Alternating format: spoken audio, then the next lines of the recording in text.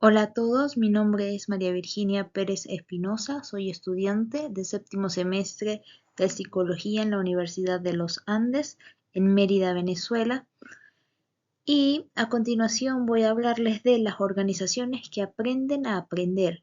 Este video es como una parte de una evaluación de la materia de Psicología Organizacional 2, de, como ya les dije, séptimo semestre de Psicología. Entonces vamos a realizar un pequeño análisis de tipo ensayo sobre un artículo que escogí para poderlo analizar. Antes de comenzar como tal en el análisis y en el ensayo del artículo que escogí para compartir con ustedes, debemos primero entrar en contexto de, um, del tiempo en el que se vive en la actualidad, la posmodernidad y la globalización en la que se encuentra la humanidad en este momento, pues va a influir directamente en el éxito y en la sostenibilidad de la organización, haciendo que ésta asuma retos que incluyen un ajuste, digámoslo, en la gestión y en la forma en la que se llevan las cosas en la organización. Y asimismo, este ajuste debe realizarse de forma estratégica y filosóficamente. ¿Para qué? Para generar un aprendizaje y una innovación dentro del clima organizacional. Ahora bien, tras este artículo que me llamó muchísimo la atención, está titulado Aprendizaje e innovación, retos en las organizaciones del siglo XXI. Para poder profundizar o ahondar en él, debemos tomar en cuenta que este artículo se concentra en conceptos, teorías y tópicos relacionados con las estrategias que pueden utilizar las organizaciones para mantenerse innovadas y para promover el conocimiento y sobre todo pues promover la eficacia de las organizaciones. Lo que ellos llaman, los autores llaman aprender a aprender o de otra forma organizaciones que aprenden. Entonces, pues a lo largo de este video vamos a ver y a analizar algunos de los conceptos que estos autores pues traen dentro de su artículo.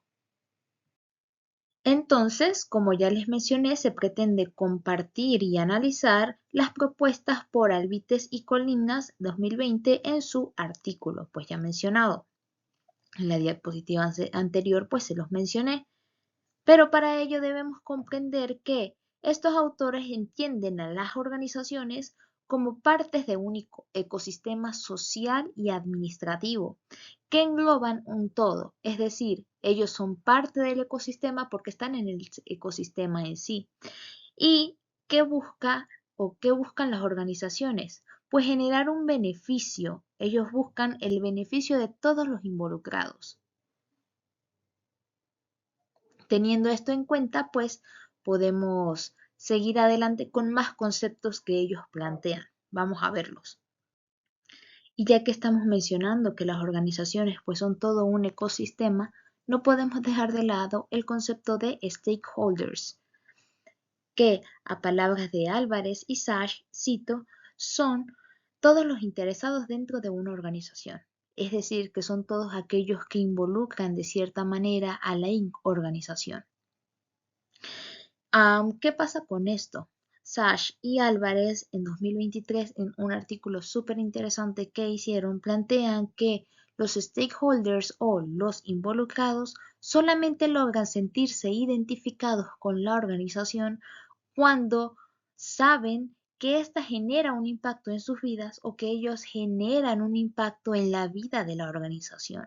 En este artículo pues también se hace énfasis en la importancia que tiene esta identificación de los stakeholders para la organización, de sentirse protegidos y de sentirse impactados de manera positiva por la organización y por todo este ecosistema que los engloba y que ellos también son parte. ¿Por qué es tan importante? Porque al crearse una relación entre los stakeholders y la organización, se puede generar con una mayor facilidad y con una mayor eficacia la productividad de la organización y que los objetivos se cumplan. Es por esto que es tan importante que los stakeholders se sientan identificados y se sientan que son parte de un equipo dentro del clima organizacional, que no sientan que son algo diferente, al contrario, que son parte de. Es importante mencionar que durante la investigación o el artículo de Albites y Colina se utilizó la hermenéutica como un proceso que les permitió analizar e interpretar y además comprender los conceptos asociados a las organizaciones que adquieren el aprendizaje y la innovación como una estrategia. Este es entonces donde vamos a realizar una técnica de análisis de discurso para develar las categorías centrales del estudio, que se va a centrar o que se centró en un proceso de reflexión, aprendizaje sobre el liderazgo y la planificación centrada en las organizaciones y principalmente las necesidades, como ya lo mencionaba, de los stakeholders o de los colaboradores y cómo esto genera un impacto a nivel organizacional. Entonces, pues es bastante interesante este estudio. Así pues, se definen a las organizaciones que aprenden como aquellas que facilitan la configuración y sobre todo la adquisición de nuevos conocimientos, sobre todo cuando estos conocimientos son pues significativos y que se les da a todos los miembros sin importar el puesto que ocupen en la empresa o el lugar o a qué se dedique su trabajo o cuál sea su tarea. Se les garantiza un conocimiento y un proceso de enseñanza-aprendizaje constante sin importar el área de trabajo o la parte o el lugar en el que pertenezcan en la organización. ¿Por qué hacer esta transformación? Porque esto va a satisfacer las necesidades del mercado y, como ya les mencionaba, va a crear un impacto en la vida de los stakeholders y estos van a sentirse que pertenecen a esta organización. ¿Y cómo se hace eso? ¿Cómo se genera el aprendizaje dentro de las organizaciones? Pues se recoge y se reintegra distintas experiencias que permitan cultivar y sobre todo promover las habilidades y los conocimientos de cada individuo dentro de la organización. ¿Ok? ¿Y qué ocurre dentro de esta adquisición de conocimientos o de este proceso donde la organización en general adquiere conocimientos o genera un aprendizaje? Pues dentro del artículo mencionan varios procesos o varios conceptos que yo los agrupé en aprendizaje, organizaciones que aprenden y organizaciones que aprenden a aprender. Entonces, el aprendizaje es definido por Osobel en 1981 como un proceso a través del cual se adquieren nuevas habilidades, destrezas y conocimientos a través de la experiencia. Esto es muy importante porque la experiencia hace que el aprendizaje sea significativo y sea 100% vivencial. No se aprende de igual manera mediante solo la teoría o mediante solamente la visión a aprender haciendo, aprender experimentando. ¿Qué es lo que promueven pues este tipo de estudios dentro de las organizaciones? Que sean aprendizajes netamente significativos para que todos los colaboradores de verdad generen experiencia, generen conocimiento y promuevan sus habilidades. En este sentido, pues tenemos el otro concepto de organizaciones que aprenden, que son aquellas organizaciones donde se adquiere el conocimiento y una transformación en la gerencia. ¿Para qué? Para estar a la vanguardia y alcanzar el éxito y ser una organización altamente competitiva. Esto es importante porque las organizaciones altamente competitivas están evolucionando y están en constante transformación, transformándose y más sobre todo en la época de globalización y de tecnología que vivimos que está tan avanzada. ¿ok? Y finalmente, las organizaciones que aprenden a aprender son todas estas organizaciones que aprenden de forma colectiva y que son capaces de transformar y de recoger todos estos procesos de aprendizaje para innovarlos, ¿sí? Gestionan y garantizan el conocimiento en todos los colaboradores de la empresa, lo cual pues es fascinante. Finalmente, pues por acá hice una lista de algunas, sí, como de algunos hechos o de algunas acciones que hacen, según los autores de la investigación, que hace una organización que aprende a aprender. ¿Cómo marca la diferencia? ¿Cuál será la diferencia entre una organización que aprende a una organización que aprende a aprender? Es decir, repasando, que gestiona, organiza y transforma el conocimiento dentro de la organización. Entonces, pues por acá tenemos que las organizaciones que aprenden a aprender han permitido a todos los miembros, como les decía, sin importar a qué departamento pertenezcan o qué función cumplan, a que desarrollen las capacidades y se estén en continua adaptación a los cambios que puedan surgir. Esto es súper importante. También podemos mencionar que las organizaciones que aprenden a aprender desarrollan las habilidades y fomentan las potencialidades a través del conocimiento y, como les decía, de la experiencia. También transforman y ajustan las debilidades o los desaciertos para superar las adversidades y además manejar los recursos y cumplir tareas implementando políticas organizacionales.